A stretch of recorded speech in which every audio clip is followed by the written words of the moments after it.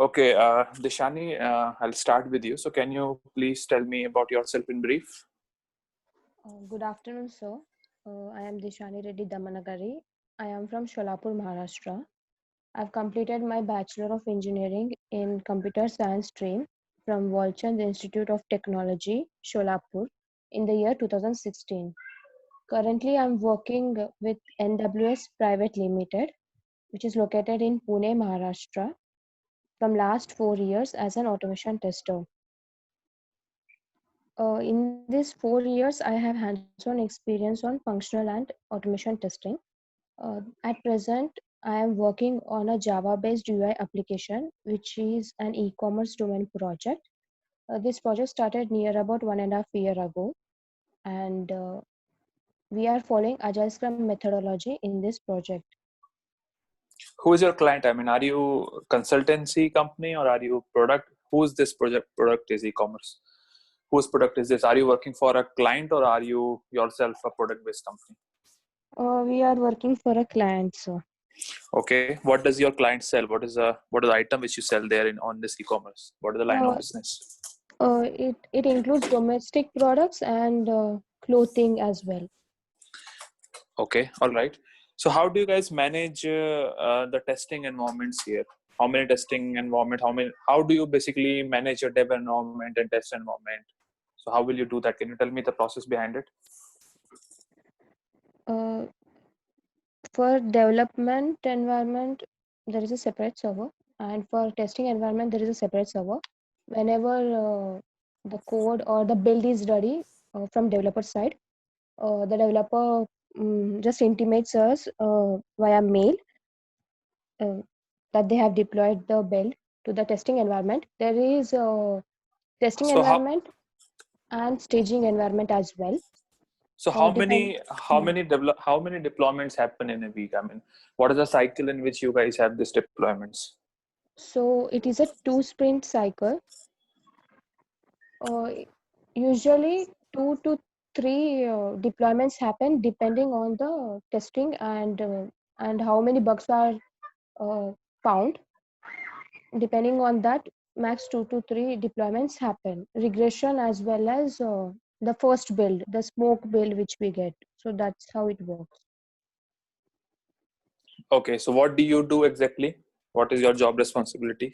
So my roles and responsibilities include writing, maintaining, and executing of test cases, functional test cases, and writing automation scripts for the same respective test cases. And daily basis, monthly basis, and weekly basis, I send graphs and bug count related blocker bugs, if any, if I found, to my lead and manager as well. And also update the assigned task daily basis. Yeah. So what kind of framework do you use? The framework right now on which this project is based is on Cucumber framework, and we are using Selenium library, and Java language is used for coding. We also run test pack uh, on using Maven Surefire plugin, and sometimes we run the test scripts using JUnit runner file. And also including this also includes the extent report adapter. It is used for high level reporting, and Log4j 2 is used for low level logs. This is how it is built, sir. Okay, all right. So tell me something about Cucumber. Why do we use Cucumber? What is the advantage which we get in Cucumber? The main purpose is we can read the script, we easily understand from the feature files. The feature file is written in Gherkin language, by reading which any person, any technical or non-technical person, can understand exactly what what task or what test case or what is being performed in those steps. That's the main purpose. No, so that I can also read in a JUnit file, right? So let's say I have a test case, I have it in a JUnit, I will write my test case in a JUnit, so I can read it, right? Yes, but this is written in clear English readable language. Okay. So who writes these feature file in your case, in your project? Who writes this? This is my testing team. We are a team of 4 members. So the feature files are written by us, the automation testers. There are 3 automation testers. I am an automation tester. So we write the feature files. So on what basis do you write? So I'm not getting on what basis do you write? You write just looking into the application. How do No. you know what to write and So how to test? we get the user stories. Based on the user stories, we are given Where do our you get that? Where do you get those user stories? we are using QA test tool, sir. So on the QA test tool, we are So assigned. QA test. Okay, that is a test management tool you're mentioning, right? Yes, sir, So that's right. there we manage test artifacts. Those are, we keep test cases in there in that software. Where are you getting your user stories? We are assigned the user stories on that tool only. Okay. So are you using any project management tool like Jira or something? Oh no, we aren't using Jira. No. So what tool do you use for task management and project management? For Basically, where do you know where are the? So you are saying you are using Scrum methodology, right? You have yes, 2 weeks of sprint. That's what you mentioned. So hmm. where are you managing your sprint? There has to be a tool where you manage your sprints. We usually get mails. As of now, we haven't shifted to any tool. Okay, so you don't have a tool to manage sprint. That's what you're telling me. Yes, sir. Okay. Yeah, that's hard to believe, but that's fine. So now I'll move on to the next one. What are the use of tags in your project? Uh, Do you use tagging? For what purpose do you use tagging for? we use tagging. There are 2 main tags: smoke, and regression. These are the main ones we use to run the smoke test pack and the regression test pack, respectively. There are also tags based on the test case ID or story based also. Okay, so I'll switch on to Aslesha now. Okay, Aslesha, can you Okay. let's consider Dishani's answer. Can you tell me about the tags which she mentioned? So she's saying that smoke tag and regression tag is what they're using. How and on what circumstances you guys use tags in your project? Maybe you can Actually, mention some other tags also. we use this tag generally for execution control purpose, and we tag means based on the test case number, we specifically give numbers to our test cases, and according to that we execute our test cases. And if it is for UI application, then we specify it in the POM file in the profiles, that if we want to execute the UI profiles, So UI I application. only let's say I have 100 test cases and I only want to run 20 test cases which are marked as smoke, right? So Okay. how should I do it? What do you do in your Uh, framework to achieve this? in the profile, we will means we will specify that we want to means we will specify the smoke test name, and through CMD we will execute it. That we will execute it that we But in about a the runner smoke file, test. so we have a runner file. You have a runner Yeah. file. Yes, Do sir. you have a segment in runner file called as tags? Yeah. So where should you mention, in a POM file or in a runner file? In tag, inside in tag, we will mention that which test case we want to execute. Okay. Can you tell me how good you are in Java side of things? How much do you rate yourself on a scale of 1 to 10? 5. Okay, that's low. That's really low. But okay. So, how do you know about Java 8 features? Mhm. Okay. So, do you know what is an abstract class? Let's Yeah, start with the basics. it is Yeah. a incomplete class which is specified with abstract event. So, why it is what is the use of having an incomplete class in Java? So that we can override that method, means we can extend it to different classes, and we can override their methods, and we can use that means we can use that class, sorry, we can use that method with the help of polymorphism actually. Runtime Where have you? polymorphism Okay, so where have you seen this in in your our project, framework, or wherever? a factory design pattern and interact class. What is a factory design pattern? Factory design pattern actually used for invoking the different browser. If you want to invoke the different browser or for cross browsing purpose, we are using the factory design pattern. Means if we want to run our test case in Chrome browser, we will write that. Means we will specify it, and we will specify it. And so since you have talked about design patterns, what other design patterns you have heard of? Singleton, factory design pattern, builders. Where do you use singleton? Singleton means if we want to create singleton. No, we didn't use singleton in our means. But do you know? In But do you our know what? That's fine. But do you know what is a singleton? yeah, So if we can create only one object throughout the lifetime.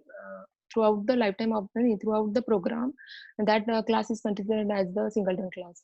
Means and only one how? object What can is be the? used. Yeah, and what is Yes. the logic behind? If you want to create a class with the singleton in singleton pattern, so what is the characteristics of that class? What do you have to do to ensure that only one object is created? We have to make the constructor private. Okay, fair enough. Now, can you tell me how do you iterate a hash map? Mm,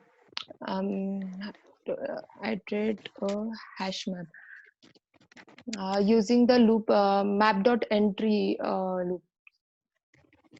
Okay, can you be a more elaborate on it? About Map hash dot. map. Can you tell me some syntax on? I mean, how will you do it? So let's say you are using a for or enhanced for loop. So what are the syntaxes which you write to iterate a hash map? For iterating the hash map, we will first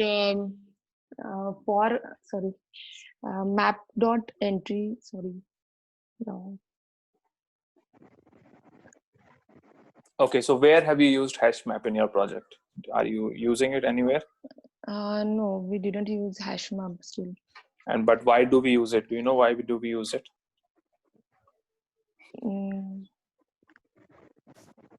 Use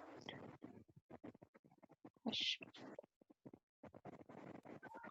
Okay, so I'll move on to Dishani. Dishani, you tell me why do we use hash map for? Wherever there is key and value, this kind of relationship, there we use So hash just map. tell me about any situation where you think you should be using hash map. Key value. Anything related to my project or any general? Anything, you can think of anything where in that circumstance. Let's think of a data in where the data has to be saved inside a hash map.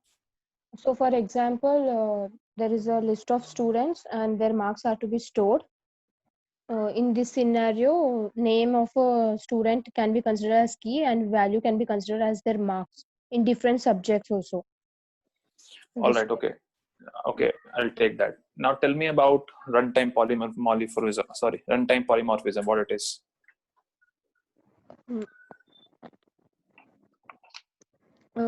Runtime polymorphism is nothing but method overloading. So for method overloading, the name of the methods in the same class should be same. I think they're different. Runtime and compile time. So what you're telling me is compile time. Okay, overriding. Okay, I'm sorry, I just got confused. No, not really overriding. I'm talking about runtime polymorphism.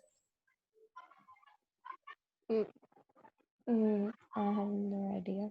Okay, Ashlesha, you want to try this?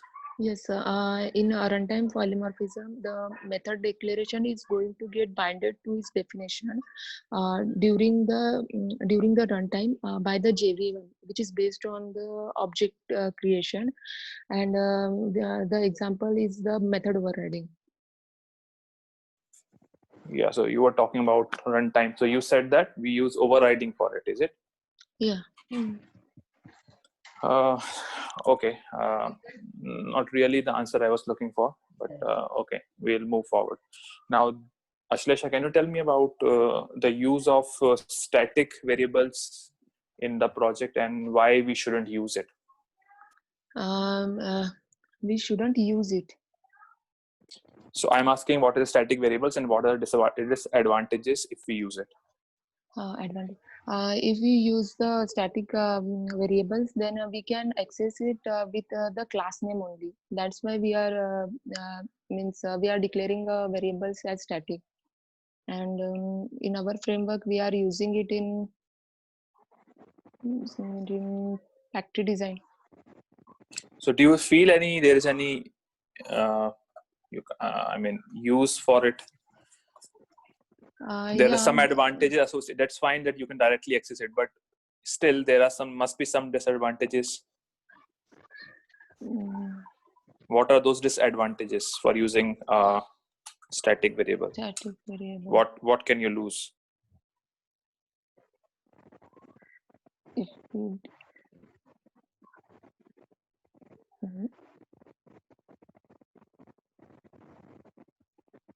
Okay, tell me, how many test cases do you have, Ashlesha? How many test cases do you have in your project? In our project, there are total 100 test cases. Okay, and how long your project has been running? 2 years. Okay, so 100 test cases in 2 years are quite small number. Okay. So I will not buy that. Still, if you have 100 test cases, how much time do you think it takes to execute them? It takes nearly 3 hours. Okay, that's again high. How many tests? How much time it takes for one test case to be executed? Nearly 2 to 3 minutes. 1 to 2 minutes. Depend on the yeah. Okay, then it shouldn't take 3 hours. 2 hours. Yeah. Yeah. Okay. So okay. So I won't buy these figures which you just mentioned, Ashlesha. Okay. So okay. So what kind of test cases do you write? So let's say you have a e-commerce domain. That's what you said. So let's say I'm talking about let's say order, right? Checkout. So let's say I want to check out. I want to test the checkout functionality. So what are the test cases I should be writing? So you must be having some test cases for checkout module, isn't it? Yeah. So what are the test cases do you have there? To check whether whatever the items we have added in that in the card after the checkout process, that product are added in that or not, validate it, and after that validate the cost, whether it is matchable or not, and validate the cost and orders and what else? Okay, I'll move on, Ashlesha. So Dishani, you tell me, how many test cases do you have for search? Or let me change the question. The question is, you have search functionality. So what are the test cases you would write to validate this search? I want at least 5 top test cases, priority test cases. Firstly, if the keyword entered, as per the keyword entered, the auto suggestion should display the appropriate list. That's the first thing. Secondly, if any wrong keyword is entered, anything matching or near about same, the products list should be displayed as per that. And these are the two main. There can be more, right? So I was talking about priority, yes. and I for in my opinion, the suggestion is not even a priority test cases.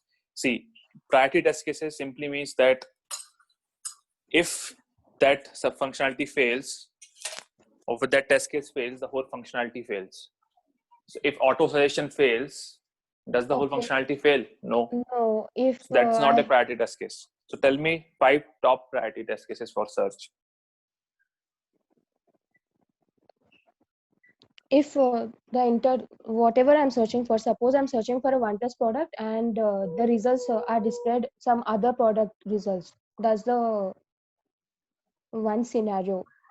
What I'm searching Okay. for does not match and does not at all match with the products list with the results. Okay, I'll take that. What? And if I'm searching, also there will be an ambiguity where I'm searching for a product in a specific category, but I'm getting a product results in another category. It should display all the possible results. There is an ambiguity. Okay. Tell me more. In search, there is also one functionality where I can choose which module I want to search a product related to. We have a drop down. So searching for a product in mobiles, but I'm getting in another product. That will be the same. Okay. Tell me an If the search, example. Mhm. Tell me an example of a recent defect which you raised. The recent defect was on the sum or the total of the cart value wasn't appropriate after adding to cart and after checking out. That's the recent defect. Okay. So what is the process? Where do you raise defects? How does it get fixed? What is the whole process? So the first thing is we are using a defect management tool, Bugzilla. So once I encounter a defect, I post the bug to my the respective developer in an open state. After the bug is fixed, or after the bug is verified by the developer, the state of the bug is changed to verified. And when the bug is fixed, the developer changes its states to fixed. I hope I'm giving the answer which you are looking for, Akash. Yeah. Yeah. Carry on.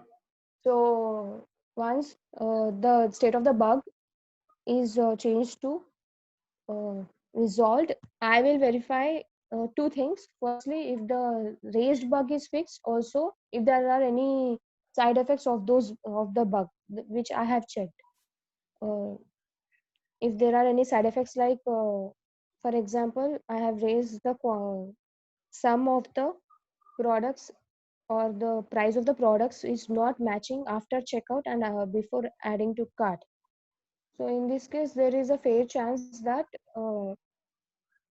both results can match as of now, but after navigating backwards, there is a chance that the product cost is totally changed. This is one of the scenarios which I encountered. So this is a side effect. So if the bug is fixed, I'll change the status to uh, closed. If it is not changed, if it is not fixed, I'll reopen the bug simply. And if in case the So bug how do you which know? How do you really know whether the bug is fixed? I mean, what is the I'll whole? re- Yeah. so as per the steps, see, the thing is I'll just not write this is the bug. I'll be mentioning the steps to reproduce, where I'll be mentioning each step, because even the developer has to get the scenario in which I am getting this bug. So I'll be mentioning the steps to reproduce. The same steps I'll be following to reproduce my bug. That Okay. Hmm, Okay. that's Okay. all. Okay. So I'll move on to Aslesha. Aslesha, can you tell me what is a JavaScript executor and why do we use it in Selenium? JavaScript executor, we use it to perform the send keys. Another action means to send some text to the field, or for to performing the click No. So action. why? So that you can also do using Selenium, methods, right? Yeah, Click and scroll up set. So and scroll down actions. okay. So what is the real logic behind JavaScript executor? What it really does? Mm.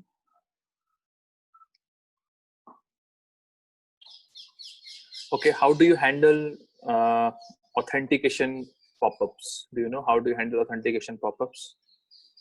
We will there are two types. Either we will directly close it if it is a alert pop-up, and if, directly closes, or we will switch to that window and then we will close it.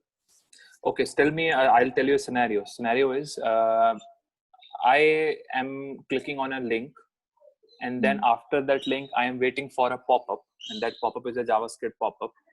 Okay. And I will have to wait for certain amount of time, but I'm not sure till what time I should wait for that pop-up to appear. So my problem is I need to wait for significant amount of time, and till that time, if pop-up comes, I will do the operation, I'll move forward. Otherwise I should wait. Okay. So what would you do in this situation? We will apply set time of wait methods. Hello. Hello. Hello. Can you hear me? Yes, sir. Okay, sorry, I was, I think, on mute. So my question is, what exactly will you do and how will you do it? We will use set time of method for that. After waiting a specified number of milliseconds, means we will use the function. Where I don't know, set timer. I mean, where do you call this set timer? What is this method? Thread.sleep, you are saying? Yeah, we can use wait method also instead of thread dot. Right. So I'm looking for a wait. So how will you synchronize it? So this question is really about synchronization. How will you synchronize? We will use explicit wait means until the visibility of the I need syntax. Tell me the syntax. What is this? How will you use? How will you write the code? WebDriver wait is equal to WebDriver wait, new WebDriver wait, and then wait dot until the expected condition dot then we will give the then we will give the specific time for that. No, what is the expect? No. What is the expected condition? So wait dot until till there. If you are right, I want to know what is the expected condition to wait for an alert. Wait for an alert until the element until the visibility or element or until the element to be clickable. No, so we have an alert is present. That would do the job. Okay, so you didn't really answer the last part. Okay, now can you tell me, Ashlesha, about do you have any API exposure? Do you know what API testing? No, I don't know anything. Okay, you know nothing about, have you not, so you are not using in your project, that is fine, but have you not, you have any idea about what is an API and how API works?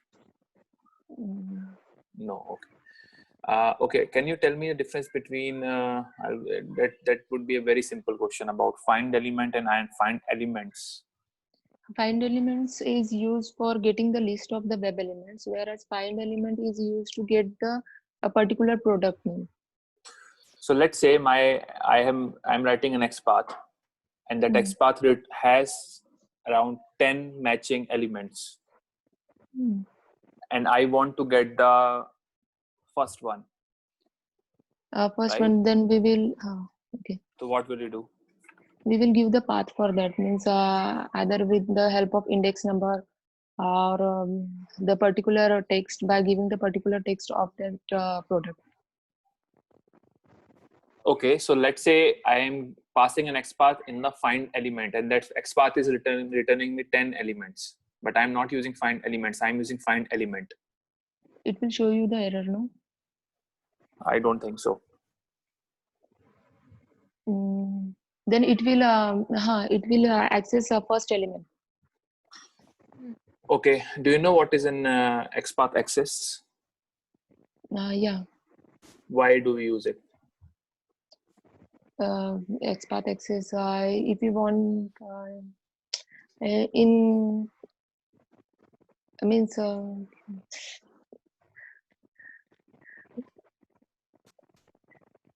Okay, I'll pass it on to Dishani. Dishani, do you know what XPath access?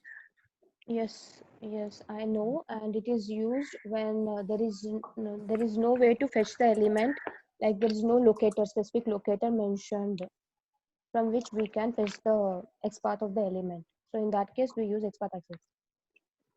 No, but you still didn't tell me why we use it. I mean, what is the use of XPath access? It's fine. If there's no locator, then you'll use XPath access. But if there's no locator, how will you use XPath access?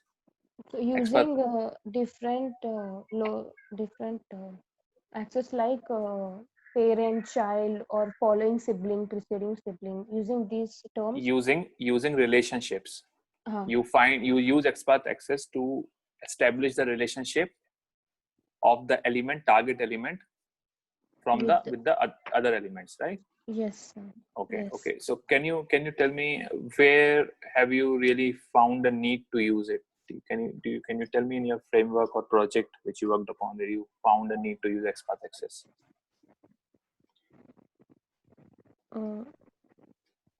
In a case where I had to fetch the amount price and there was no locator used. So in that case, I had to use parent to fetch the results of all the prices of products.